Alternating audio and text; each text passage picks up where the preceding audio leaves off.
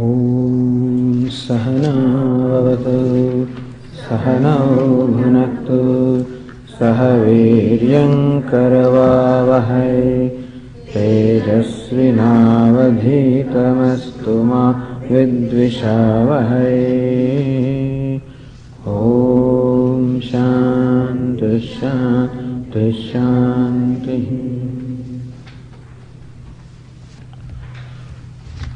As we said in the morning, Bhagavad Gītā unfolds this very famous statement of the Upanishads, Tattvamasi, that thou art, you the individual self, is none other than Brahman, is none other than the limitless, that you are limitless. Of course, this statement requires to be understood. Then we will understand what is meant by you. This statement definitely contradicts all my experiences. When someone says that you are limitless, it definitely contradicts all my experiences. I know I am not limitless. And still the Upanishad says you are limitless and you are ever free. Not that you have to become free, you are ever free. That also contradicts my experience that I am bound, helpless in every way. That means that this statement has to be understood. Then we have to understand each word comprising this statement, and there are just three words making up the statement, you are Brahman. Now, if you look upon Upanishad as Pramana, important thing is that we look upon the Upanishads or Vedanta as Pramana, meaning the valid means of knowledge. Just as the ears, the faculty of hearing, is a Pramanam, the valid means of knowledge for hearing these words, or the eyes are the valid means of knowledge for perception of colors and forms, and we don't question that. When my eyes tell me that this is orange color, I accept it in faith. When my ears tell me that the English language is being spoken, I accept it. So that is the relationship that we have with what we call pramanam or valid means of knowledge. So the relationship that we have is one of acceptance. This is called Shraddha. Shraddha means an implicit faith or trust that whatever it is that this means of knowledge reveals is true. And similarly also the scriptures say that you are limitless. If you look upon this statement as pramanam, meaning the valid means of knowledge, then we accept it in faith. Then it means that we have to, now of course it contradicts my experience. And therefore, if we have trust in what the Upanishads reveal, if we accept that as pramana, meaning that we accept that in faith or trust, then there is this contradiction in our life that Upanishad says something about me and my own experience says something else about me. Then what is right?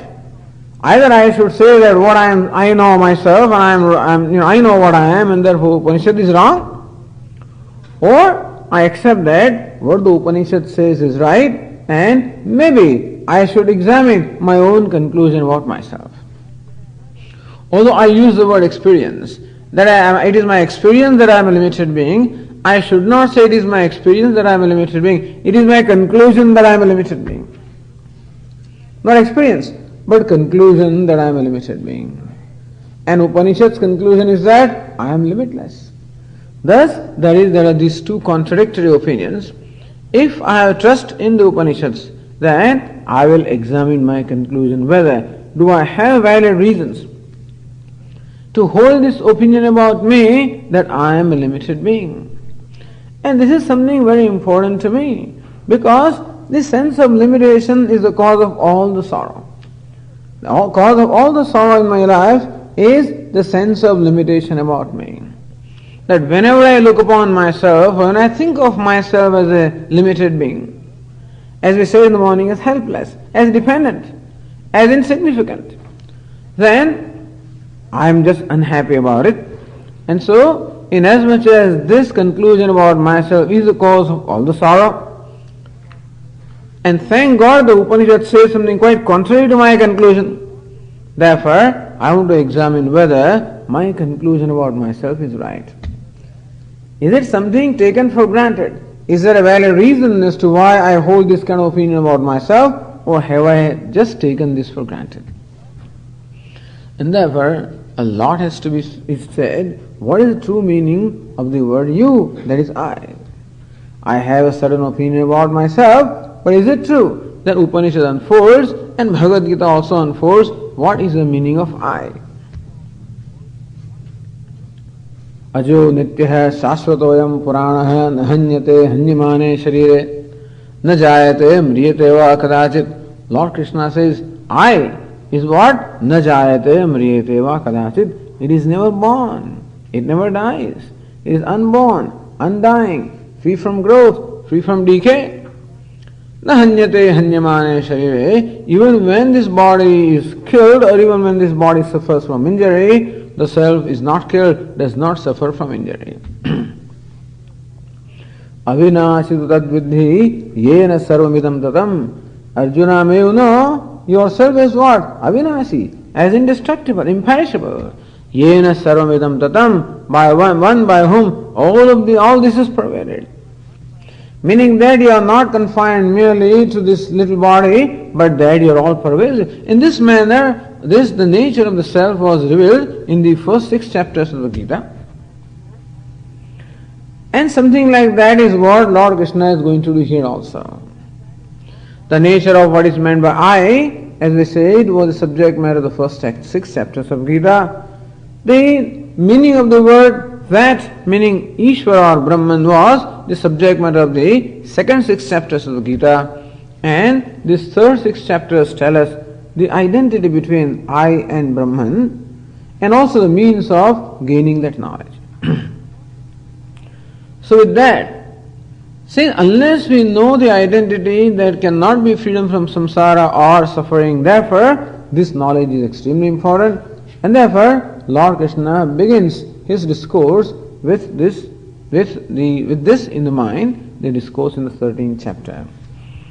In some editions of Bhagavad Gītā, there is a verse that precedes this statement of Lord Krishna.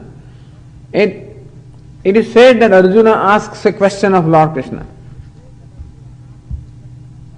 and that this chapter is a reply to Arjuna's question.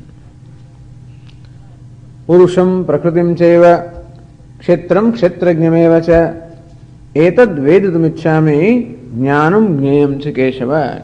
Hey Keshava, O Lord, etad veditumichchami, I wish to know this. Purusham prakritim chaiva. What's the meaning of the Purusha and what is meant by Prakriti? Kshetram kshetrajñeva cha. What is kshetra and what is kshetrajña?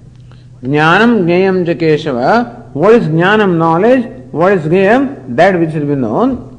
Etad veditumichchami, I wish to know this. This is said to be a question asked by Arjuna, and that 13th chapter is in reply to that question. But we do not find that question in the standard editions, nor does Shankaracharya mention that question, or mention that verse, and therefore we begin this chapter with the statement of Lord Krishna. Let us read the first verse here.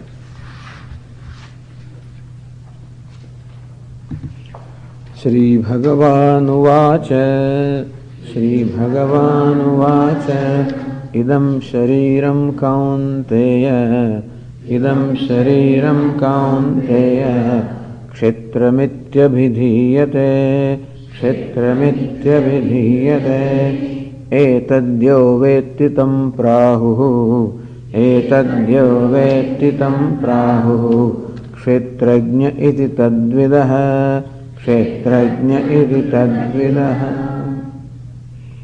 Shri Bhagavan Uvacha, the Lord said, Idam Shariram. Idam means this. Shariram, the body. Idam Shariram, this body. Hey Kaunteya, addressing Arjuna as Kaunteya, the son of Kunti. So look, it is not only that Arjuna is identified by his father's lineage, but then he is also identified by his mother's lineage. So Kunti, his mother, Kaunteya, the son of Kunti. And Arjuna's mother was the aunt of Lord Krishna. That is, Lord Krishna's father's sister was Arjuna's mother. That, of course, they were cousins. And so they were friends, they grew up together. and they were very close in relationship as well as in friendship. And therefore, sometimes when we hear this kind of names being used for Arjuna, that also shows his affection for Arjuna. Hey Kaunteya, O son of my aunt, that is my cousin, my brother. Idam shariram kshetram iti abhidhyate. Arjuna understand that this body, abhidhyate, is called kshetram. Kshetra means field. See, what we call field where we cultivate the crops, and where the harvest is taken, this is called kshetra in Sanskrit. Lord Krishna says this body is kshetra. So what kshetra can be understood in what we call the conventional sense, or the word kshetra also can be understood in what we call the derivative sense. See, every word has, generally speaking, we can trace the root of a word into certain root or a stem, and that is what we call the derivative meaning. And a word also has a conventional meaning.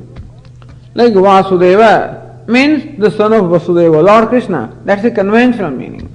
But Vasudeva means Vasus Chasu Devaha, one who is Vasu as well as Devaha. That would be the derivative meaning. Similarly also the word kshetra means a field. So this is a field. Etadyo vetitam prahu kshetrajna iti tadvidah.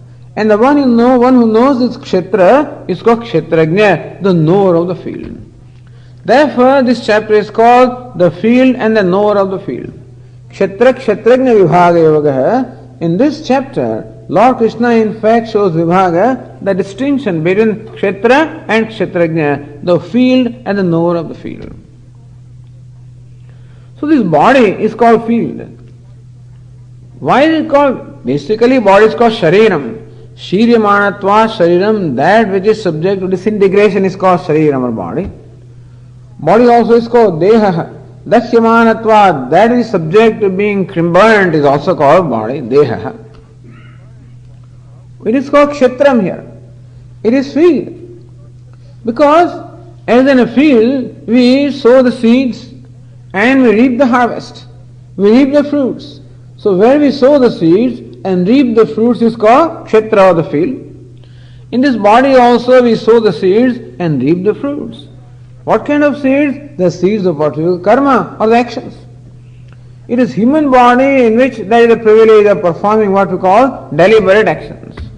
The kartrutva, the sense of doership, is only in the human being. No other creature has this sense of doership, meaning that no other creature, as best as we know, performs what we call deliberate actions. Kartrutva means doership. Doership means the ability to perform deliberate actions. All other creatures do perform actions, but as best as we know, they perform only impulsive action, they act impulsively. There is no deliberation. There is no premeditated thing. When a cat sees a mouse, it just jumps, that's all. There is no premeditation, that, oh, this is mouse and should I do this or should I not do this? It just does. As Swamiji gives an example often that there is a donkey. If you stand behind the donkey, then it just kicks, whoever it is. Impulsive action. On the other hand, the human being is capable of performing a deliberate action. Sometimes I also feel like kicking when I see somebody, when he says something to me, and I lift my leg, then I see the size of the person who is standing in front of me, and then I slowly retreat. And thus, there is a deliberation. I can deliberate upon the pros and cons of my action, and then I can decide whether I want to perform an action or not. So this is a great privilege, what we call the doership, which comes from the free will, the freedom to perform an action, freedom to make a choice. And therefore, only human being is capable of performing what we call deliberate actions. And when we perform a deliberate action, that action may be right or wrong. Meaning that my action may be in keeping with the order of training of the life, it may be in keeping with the moral order, or if I act out of my anger or greed, it is possible that I may violate that moral order. So an action performed in keeping with the moral order is called punyam, meaning virtuous action or a meritorious deed. An action deliberately performed in violation of the order is called papam, or is the vicious action. And therefore, as human beings, we perform what we call virtuous and vicious actions. Nobody can perform only virtuous action. I mean, it's very difficult. Sometimes my anger will take over. Sometime my attachment will take over. Sometime my impulse will take over. If we are alert every moment, then it's possible that all our actions may be virtuous, and we should also know what virtue is. And sometimes even when I alert also, still there are certain temptations that take over me. And therefore, it is always that the actions that we perform are a combination of virtue and vice, punya and papa.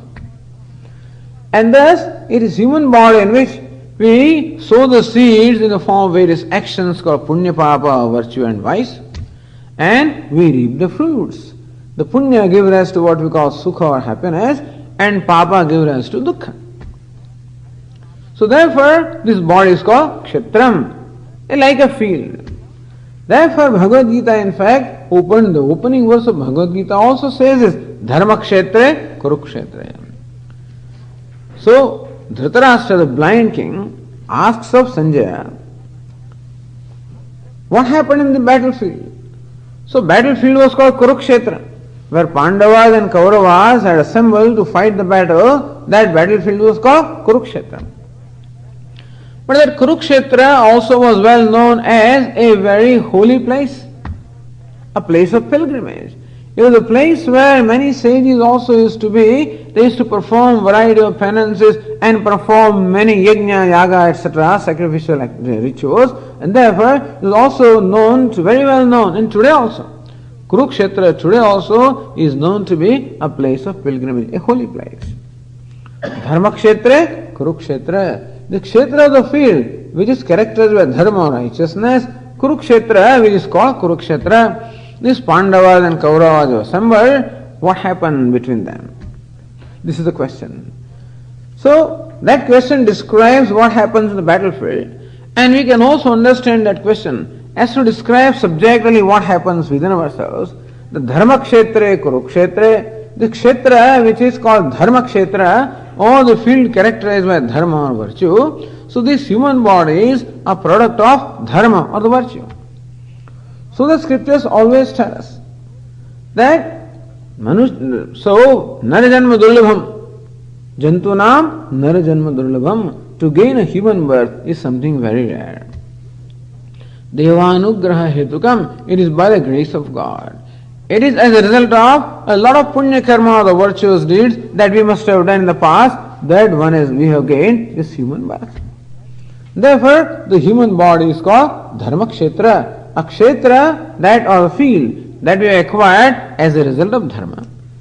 And also a kshetra or the field which is acquired for performing dharma. So this human body also is ideally fitted for performing actions based on dharma. It is a result of dharma and it is meant for producing dharma. That people do all kinds of adharma is an unfortunate thing, but then it is for, in fact, accumulating dharma in order to help myself, to bless myself. So dharma kshetra, kurukshetra is called kurukshetra because karma kshetra, which is where karma, the deliberate action, is possible. And therefore, Lord Krishna describes his body as kshetra. And by body is not merely meant the physical body, but the entire personality. What Taittiriya Upanishad would call Panchakosha or the five koshas, So this body, the personality, is in fact described as five koshas. The Annamaya, Pranamaya, Manomaya, Vijnanamaya, Anandamaya, the five koshas. The five levels of personalities. A physical personality is there, a vital personality is there, an emotional personality is there, an intellectual personality is there, and a blissful personality is there. So these five kinds of personalities I have. All of these are included in the word Sharira. All of them are included in the word Sharira or Kshetra. So what Lord Krishna wants to do here is to do what we call the Viveka, a discrimination or separation between Atma and Anatma, self and non-self. And so this simple statement is made. Here Arjuna, understand that this body, which means this personality, is also called Prakriti later on, which as we said consists of all these different aspects of my being, A physical aspect consisting of this gross body, a vital aspect which consists of prana, the vital air, an emotional aspect which is what we call the mind, an intellectual aspect which is what we call the intellect, and also a blissful or happy aspect which is called ananda. All of these, understand Arjuna, all of these are the kshetra, the field of experience, meaning it is the field of experience and the one who experiences them is different from them. Why is it necessary to say? Because we do not know this distinction. Lord Krishna will later on say, the word kshetra is confined not only to the body, but includes the whole universe. But Lord Krishna says, Arjuna, understand that you are not the body. This is what the statement means. Why is it necessary to say that? Because I take this body to be myself. Why does it happen? Even though I am not this body, how come I take this body to be myself? I don't know, but we do. What's the reason? Ignorance. Why is there ignorance? I don't know. It's there. See, there is no need to tell me, Swami, you are not this flower. You are not this book. All this is kshetra. You are not this clock. This is not necessary to be told to me because I know. Hey, you are not this clock. I know I am not this. You are not this table. I know I am. You are not this mud. I am not that. I know this. But then, when it comes to body, that means that this knowledge, this simple rule, that the knower is always different from the object of knowledge. The subject is different from the object. And therefore, when I look at this wall, it never occurs to me that I am looking at myself. It's very clear to me that this wall is not I. In the sense that when I perceive the wall, the notion of I never arises in it. It is very clear to me that the wall is the object of knowledge and I am the subject, the knower. Wall falls in the category of what we call known and I am in the category of the knower. That the knower is different from known, this is something I know without being told. If I did not know, then there would have been a lot of problem. But each one of us knows very well that the knower is always different from known. The ghatat drashta, ghatat bhinna. The knower of the part is always different from the part. But somehow, when it comes to this body, then this knowledge, this viveka on my part, or this understanding on my part, somehow does not seem to work, does not seem to apply. This body, is it also not a kshetra? Is it also not something that is known to me? I mean, I know this body as clearly as I know this wall. I know this wall and I know that I am the knower of the wall. This body also is very much an object of my knowledge. Yes, that's right. Because there are occasions when I in fact identify this body as my body. When I go to the doctor, I tell the doctor, what has happened to my body? So then very often I call this body as my body. And when I call it my body, then it shows an intrinsic understanding on my part that the body I am not. So when I say this is my book, then even though I am the possessor of the book, one thing is very clear to me, that I am not the book. If the book falls down, I have not fallen down. The book is torn apart, I am not. I don't want the book to fall down or anything. But still, if something happens to the book, I know very well that it does not happen to me. Although sometimes it does, of course. I know that this car I am not, but still there is a scratch on the car. And then there is a scratch in my heart also. So it does happen that sometimes we get so identified with the things outside of ourselves that sometimes we forget that distinction. But usually the distinction is there, that the knower is different from the known. But this body of mine also falls in the same category as a pot, as a wall, as a tree. That I am aware of this body. In fact, more intimately aware of the body than I am aware of a tree. I know every limb every joint in my body, at least when it pains and things like that, and therefore I am very aware of this body, very conscious of the body. And still, somehow, the body is taken to be I. It doesn't make sense. Why is it so? That's it. Ignorance doesn't make sense. Is it rational? There is no rationality in life at all, really. The whole beginning is not rational. Then you can apply rationality as much as you want, but how come I take this body to myself? I don't know, but I do. So where there are two, in fact we lump them together and think that they are one. This is called abheda brahma. Whether it is bheda or distinction, there is abheda brahma, there is a delusion of non-distinction or oneness. Where there are two, there is this brahma or delusion of one. Where there is one, there is a delusion of two. Upanishad says, I am Brahman, but I look upon Brahman or God as separate from me. So where there is in fact one, there is a delusion of two. And where there are two, the self and non-self are two, I look upon them as one. This is the fundamental problem. Why it is so? Well, ignorance. Why ignorance? I don't know. Swamiji, this Vedantis always avoid answers. But suppose I knew why, so what? Who created ignorance? Nobody created it. But suppose God created ignorance. Why did He create it? No, the why will never come to an end, And therefore, let us deal with what. Then the question why will not remain. So these two appear as one. This happens. The standard example is the lump of iron, that is an iron ball, which is round and cold to touch and black in color. And when this iron ball is placed in a furnace and it starts getting heated up, and then at some point in time it becomes red hot, and we have a red hot fireball. It is called fireball. So what has happened is that the iron and fire in fact have mixed together so intimately that both of them, even though in what we call the fireball, there are two elements involved there, iron as well as fire, but then it appears to be one entity. So there are two entities appearing as one. And why is it so? Because in this intimate contact, the iron seems to acquire the properties of fire, and fire seems to acquire the properties of iron, and that's the reason why the distinction between the two cannot be recognized.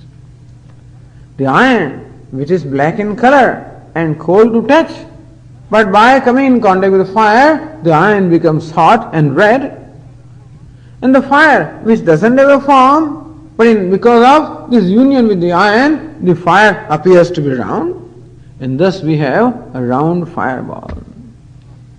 And a person who doesn't know that this represents in fact the intimate union of the two would think that there is one entity called the fireball.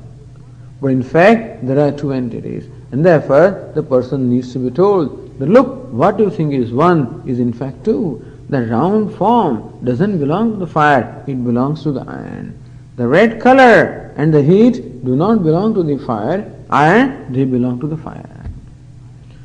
And then when I see, that is, when I know the lakshana or characteristics of iron and fire both, then in my mind this kind of a distinction happens. The separation between the iron and fire happens in my mind. That even though I see what appears to be one, I can see that it is a union of two. And thus that viveka or discrimination or separation happens in my mind. And that's why it has to happen. Similarly also this body and the self. The self is consciousness. But what happens is that there is an intimate contact between the self and the body as though. And therefore the body seems to acquire the characteristics of the self, the consciousness, and the consciousness seems to acquire the characteristics of the body. This body, which is inert by nature, insentient by nature, but then on account of having contact with the consciousness, the body becomes sentient, it becomes live. And since it becomes sentient or live, therefore, we take it to be the self. So whatever is conscious is habitually taken to be the self, and the body seems to display consciousness, but that is not the consciousness of its own, it is what we call borrowed consciousness. Just as at night, the moon appears to be bright, but then that brightness of the moon doesn't belong to the moon, it is only in the borrowed light of the sun that moon appears to be bright, and if we do not know, we think that moon is shining in its own light. And similarly also, the life or sentiency or the consciousness that the body displays doesn't belong to that, it belongs to the consciousness. It is borrowed consciousness. But we do not know that. And so the body, which is inert, as though becomes conscious, and the consciousness, which is formless, all pervasive, on account of the contact or union with the body, appears to be limited to the body. And therefore, where am I? I am here. I do not have my existence does not stretch beyond the body. And therefore, the I is confined to the body. Then there is a sense of confinement. The consciousness suffers from a sense of confinement to the body. So, the formless fire, as though takes the shape of the iron. Similarly also, the formless consciousness, as though takes the shape of the body. And the black iron becomes red, and so also the inert body, as though becomes conscious. Thus, there are two entities involved here. But then, not knowing that there are two, they are taken to be one entity, and that's how this conclusion on my part that I am the body, this arises. This is called identification. There is a habitual identification of the body. You know what is identification? Identification is taking myself to be something different from what I am. In identification, there is a forgetting of one's own identity and as though becoming something else. When I'm watching the baseball game and my favorite player is playing and when he hits a home run, here I hit the home run, so he jumps with joy, I jump with joy here, so I hit the home run. I don't know how to hold the bat, but at that moment there seems to be an identification. When the team for which I am rooting, when that wins, I jump with joy as though I have won. Watching the movie also, when my favorite actor, when his wife has walked out on him and he is weeping, and then the tears start coming from my eyes also, even though this fellow is not even married, still he seems to experience the same thing that's going on there. This is called identification. And we have this experience very often as to how, because the sympathetic association, like the mother, very often when the child falls sick, the mother also falls sick. Child has fever, mother also has fever. This is the identification. And thus we know what identification is. We do experience something like that is happening here, that I, the consciousness, the limitless, is identified with the body. And therefore, I have this sympathetic, reaction to the body. And therefore, I look upon myself as a body. As we said, the body also includes the mind. And so there is an identification of the mind also. That means that I equate myself to the body. This equation is there right now. Right now there is an equation. Therefore, Upanishads have to give another equation. So right now there is an equation in my life. What's the equation? I is equal to body. So Upanishad gives another equation. I is equal to Brahman. That's another equation. When it said, you are Brahman, why is it being said? Because I said, Dehoham. So Tattvamasi, you are Brahman. Because I keep on saying, I am the body, I am the body, I am the body. Since that equation or the thought born of the equation is constantly going on in my mind, therefore the need to give us this new equation, you are not the body, you are Brahman, you are limitless, you are the consciousness.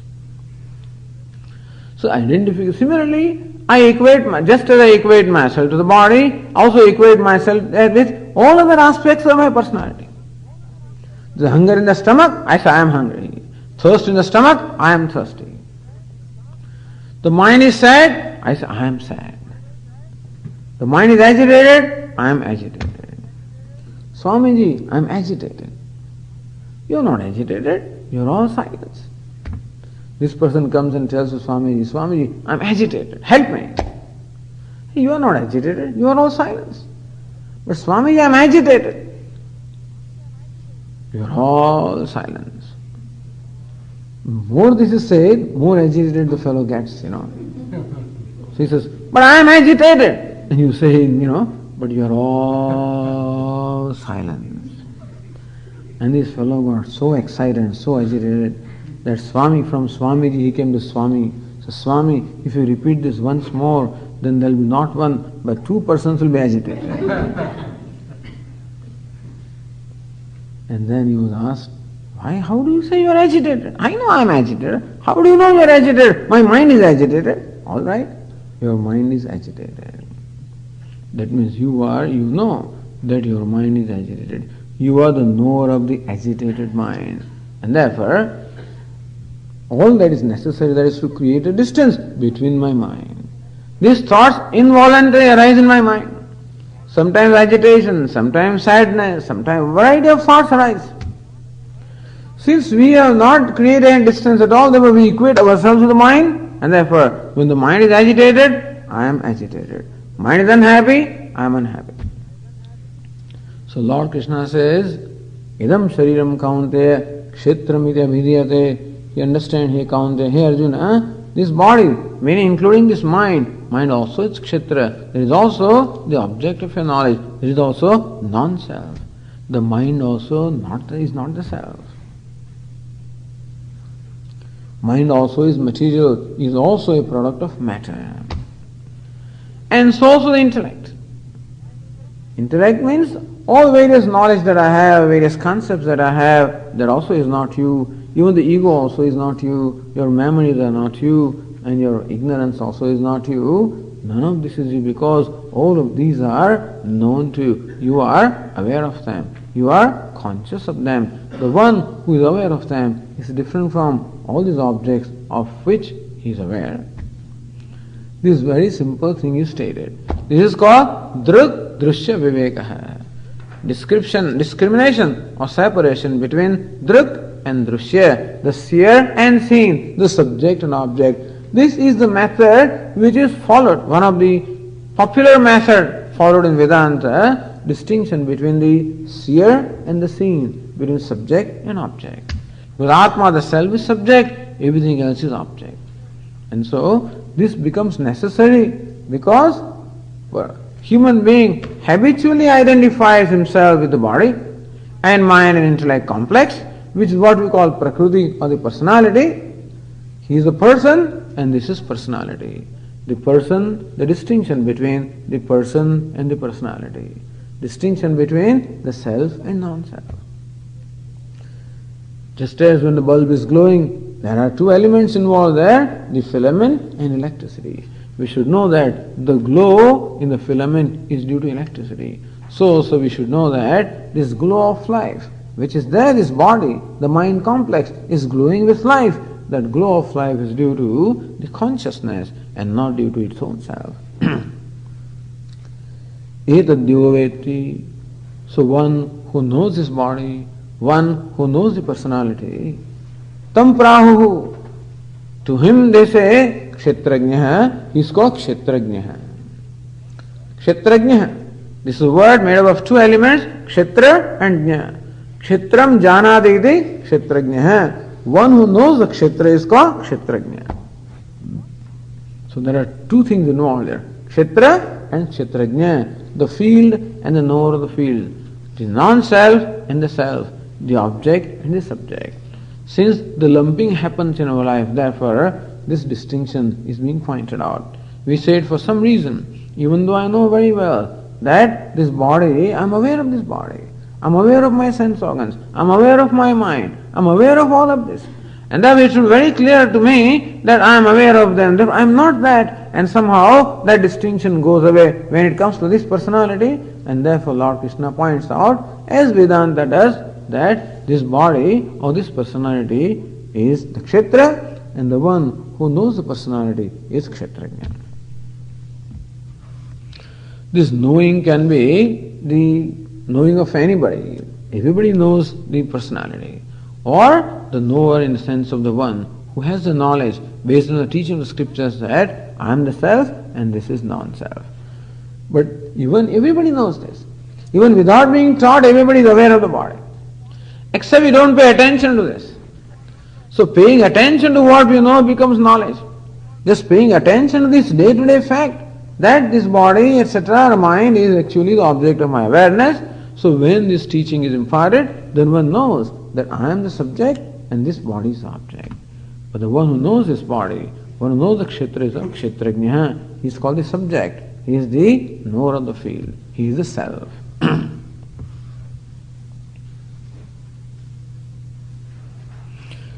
Is it all that you have to know? This is very important knowledge.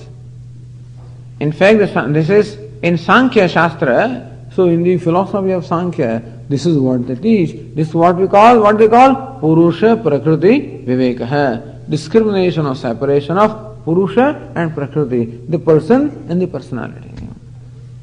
But Vedanta goes a step further. So Sankhya is pretty close to Vedanta. Sankhya also teaches that the self is different from this body. And the self is of the nature of consciousness. Changeless consciousness, that's what he is. Nirvikara chidvapuhu. The self is the nature of nirvikara, changeless, imperishable consciousness, that's the nature of the self. And you should know the distinction between the self and the non-self. But that is not enough. It is not enough that I know myself as different from my personality and I know myself as consciousness. But I should know a greater dimension about myself also. So first dimension that I should know about myself is that I am the consciousness. I am the subject. I am the self. The second thing that is to be known is what Lord Krishna says. It is that knowledge which is the liberating knowledge. This knowledge also liberates greatly, but finally it is that knowledge which is totally liberating, and that is said in the second verse here. Kshetrajñam chapi mam vidhi, Kshetrajñam chapi mam vidhi, Sarvakshetreshu bharata, Sarvakshetreshu bharata, Kshetra kshetrajñayor jnanam, Kshetra kshetrajñayor jnanam, Yatta jnanam matam mama, Yatta jnanam matam mama. So here Lord Krishna makes a very profound statement. Kshetrajñam apicha mam vidhi. Arjuna also understand that kshetrajña, the knower of the field, that subject, the self is indeed mam vidhi, know that to be me. Lord Krishna says, know the kshetrajña as me. Who is me? Mam Narayana. Who? I, who is Narayana. Again, when Lord Krishna uses the pronoun I, then we should understand in what sense it is used. In Bhagavad Gītā, very rarely Lord Krishna uses the word pronoun I in the sense of the son of Vasudeva, of son of Devaki. In some places he may use. So, Vrishninam Vasudevaham Pandavanam Dhananjaya, I am the Vasudeva among all the Vrishnis. There he means the son of Vasudeva. That's about all. But generally when Lord Krishna uses the pronoun I, he means Ishvara, he means the Lord, or he means Param Brahma. So sometimes the Saguna Brahma, or sometimes the Nirguna Brahma. Here Lord Krishna, when he uses the pronoun I, in sense of Nirguna Brahma, in sense of the transcendental realities, understand that I, the Narayana, the Parameshwara, Param Brahma, is the self in all the Sarva Kshetreshu, in all the Kshetra, in all the personalities, in all the bodies. Kshetrajñam. See, that the interesting thing is the word Kshetrajña is used in the second verse in singular. Sarva Kshetreshu, that is plural. Sarva Kshetreshu means in all the bodies, in all the personalities. Know me to be the person in all the personalities. So persons are how many? One. Personalities are many, countless. Brahmadi stamba paryanteshu. The personalities begin with Brahma, the creator, all the way up to a little blade of grass. So all the creatures, beginning from Brahma all the way up to the minutest creature. It doesn't matter what it is, all the personalities. It doesn't matter what the personality is. Lord Krishna says, the person, the conscious self, the Atma, the self, is nothing but myself. I, Narayana, or the Lord, is the self of all. Thus we have now many and we have one. Now what happens is that this one seems to be divided in many.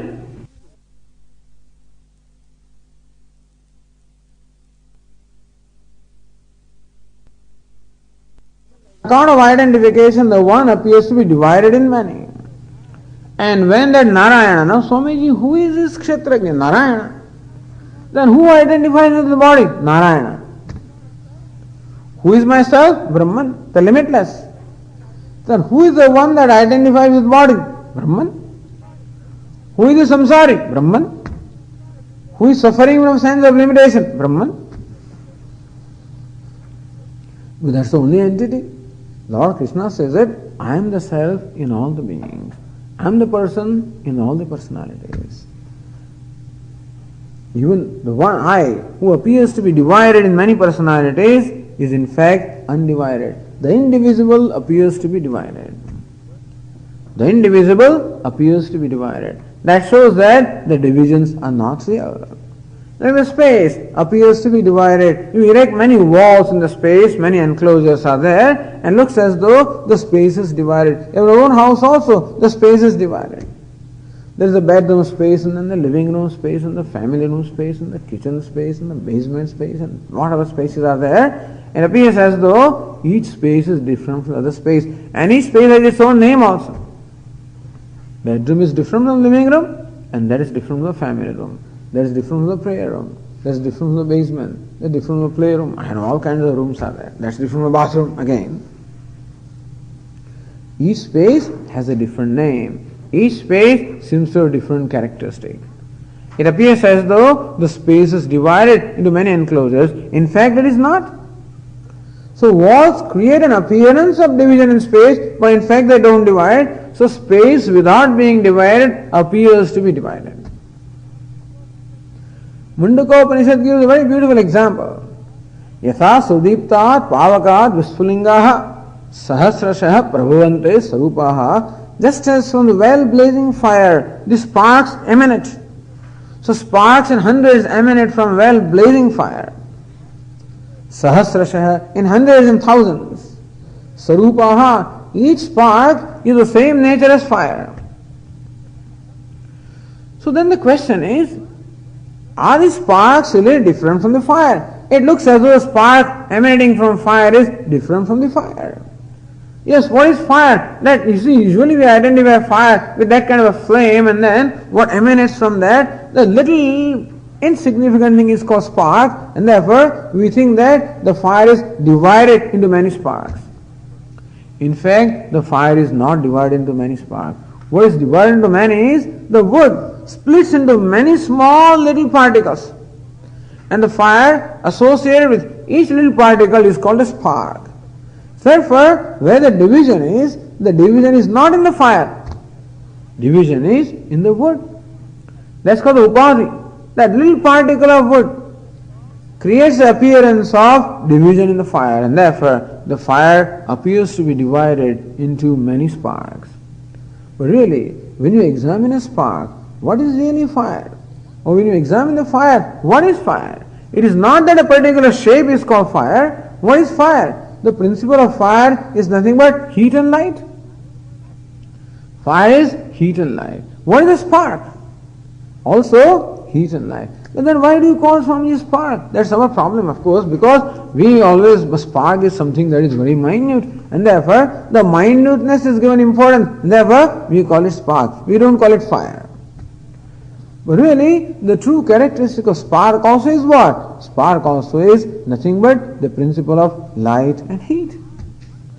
What is fire? Not a particular shape, but the principle of heat and light.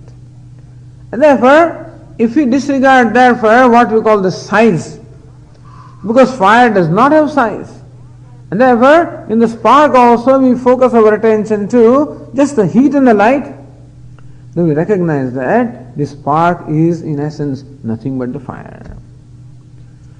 So Upanishad gives this kind of an example to show how even where there appears to be division, in fact there is no division. The division is apparent. The division in wood is real, but division in fire is apparent. Similarly also in our life there is a division. That this personality consisting of the body-mind complex is different from that personality consisting of body-mind intellect, and certainly that personality is different from this personality. This personality has its own history, and therefore it has its own impressions. It has performed its own karma.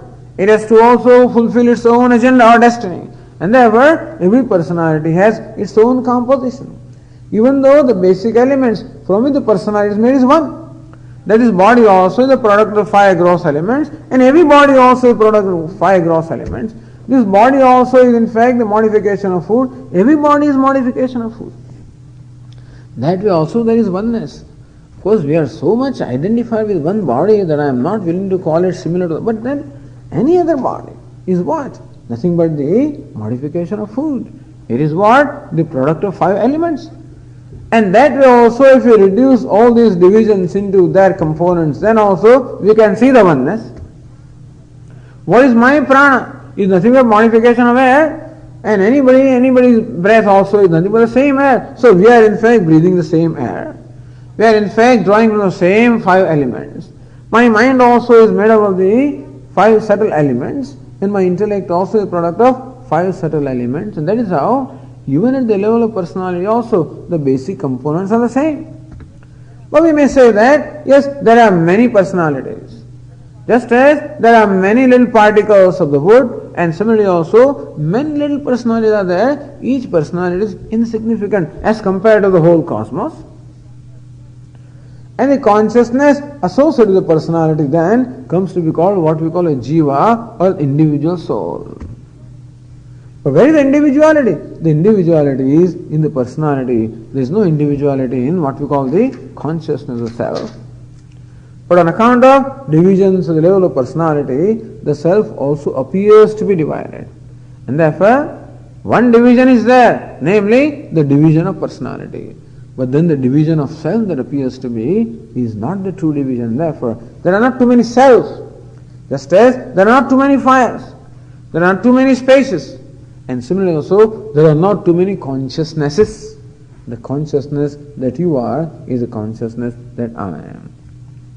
This consciousness illumines this personality and enlivens that. Same consciousness illumines that personality and enlivens that. Just as one electricity flows in number of bulbs and makes every bulb glow. Each bulb has its own personality. Some bulb may be 5 watts, some bulb may be 25 watts, 100 watts, 500 watts. Some bulb may be red, some bulb may be green. Each bulb can have its own personality. And therefore, the manifestation of electricity would be different in every bulb. However, what manifests to the bulb, namely electricity, is one alone. And similarly also, the manifestation of life is different in every individual. But the difference is due to the medium of manifestation, namely the personality. But the person that manifests in all the personalities is one alone. That's what Lord Krishna says, Kshetrajñam chapimam vidhi, Kshetrajñam apicha. So Arjuna, first level of knowledge is that may you know that you are not this personality. May you see the distinction between the subject and the object and recognize that you are not the personality, you are the person. But what's the nature of person? The conscious being. What's the nature of conscious being? Just consciousness. That you are consciousness without a form, without a characteristic, without conditioning. You're the unconditioned, formless consciousness. That's what you are. It's the same unconditioned consciousness that is the self in all the personalities. Therefore, not only recognize yourself as different from the body, but recognize yourself as the self of all. Kshetrajñam chabhimam vidhi nirasta sarvopadhivedam. The one that is devoid of all the upadhis or all conditioning, that unconditioned self is one in all the personalities. And that is what we call the transcendental reality. It pervades every personality. Like an actor assuming various roles. He is a person. Beggar also is one role, that's the personality. King is another role, yet another personality. A minister is a third role, yet in third personality, the actor can say, I am the person or actor in all the personalities. What is he? The one who pervades all the personalities, at the same time transcends the personalities. So also the self is all pervading principle, at the same time it transcends. And therefore, a samsari, one that transcends all the samsara. And Arjuna understands that that's what you are. So this statement is what we call same as Tattvamasi. That thou art, meaning, but in order to understand that, you should know the meaning of thou. So that the first verse tells us what is the meaning of thou. What is it? That you are in fact different from the body, the subject. And as the subject that you are is the subject that everyone is. Self that you are is the self of all. And Brahman is the self of all. And therefore, for the self of one personality, we use the word Atma. For the self of all the beings, we use the word Brahman. So Brahman is the universal self. Atma is as though the individual self. Sometimes the word Paramatma means the universal self. Atma means the individual self. Here we are told that the individual self is in fact the universal self. I am the self of all. So Brihadaranyaka Upanishad says, Brahmava idamagrasit tad atmanameva ved aham brahmasmi. That this person, even before the knowledge also, was Brahman. But when he came in contact with a compassionate teacher, and when the teacher told him that here you are not a samsari, in fact you are Brahman, and thus when the truth was unfolded, he came to know aham brahmasmi. He came to know his own self as Brahman, the limitless. Tasmat tasarvam abhavat, and by virtue of knowledge he became everything. Upanishad says, by virtue of that knowledge he became everything. How can you become everything? But he was everything. But the idea of not everything was superimposed, and when superimposition goes away, he just recognizes the truth. Kshetrajnam chapimam vidhi sarvakshetreshu bharata. Hey Bharata, know me to be the Kshetrajna, the self, the subject, or the self in all the personality. Kshetra kshetrajnayoho yajnanam tajnanam matam mama. And therefore, this knowledge of the distinction between the Kshetra and the Kshetrajna, the distinction between the person and the personality, here Arjuna, that is a true knowledge in my opinion. Even the knowledge is there, but this is a true knowledge, because this is the liberating knowledge. Other knowledge is what we call aparavidya, inferior knowledge. This is called paravidya, the superior knowledge.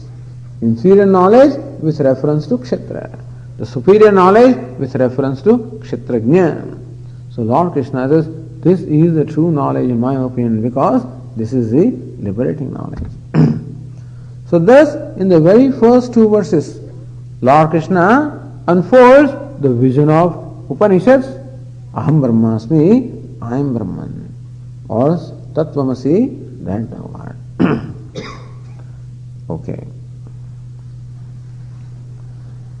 Om Purnamadav Purnamidam Purnat Purnamudachyate Purnasya Purnamadaya Purnameva Vashishyate. Om Shanti Shanti Shanti.